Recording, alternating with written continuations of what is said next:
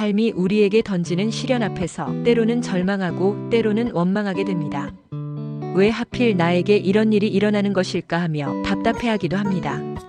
하지만 2300여 년 전 한 철학자의 통찰을 들여다보면 시련에 대한 우리의 시각이 완전히 달라질 수 있습니다.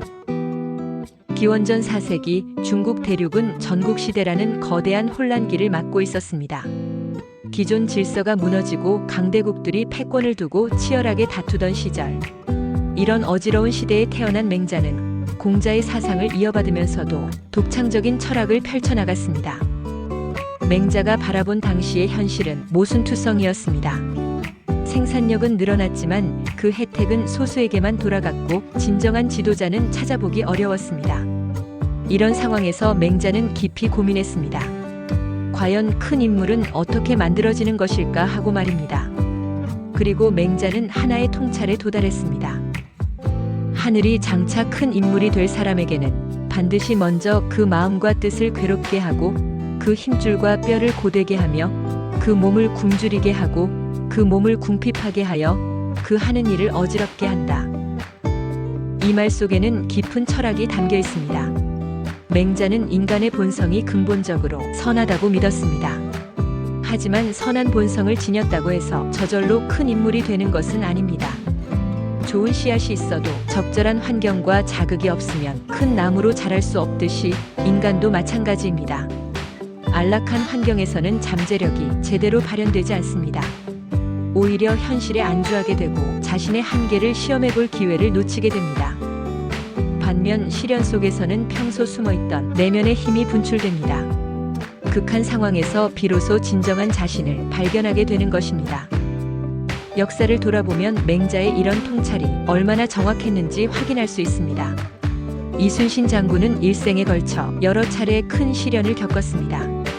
묵과 급제 실패부터 시작해서 함경도 좌천, 정읍 현감파직, 두 차례의 백의종군까지, 특히 모든 권한과 명예가 박탈된 상태였던 두 번째 백의종군 시기에 그는 자신의 진정한 사명을 깨달았습니다.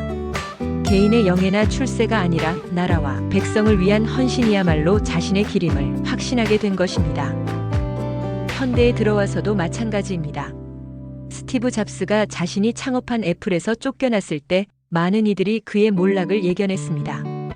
하지만 그는 이 시련을 통해 더욱 성숙한 리더로 거듭났습니다.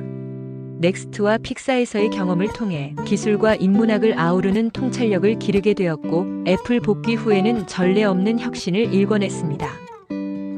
21세기 현대 사회에서 맹자의 시련론은 오히려 더욱 중요해졌습니다. 급변하는 환경, 예측 불가능한 위기 상황 속에서 진정한 리더십이 절실히 요구되는 시대이기 때문입니다. 현대의 성공한 리더들을 관찰해보면 대부분 심각한 위기나 실패를 경험한 후에 진정한 성장을 이뤄냈습니다. 글로벌 기업 CEO들도 마찬가지입니다.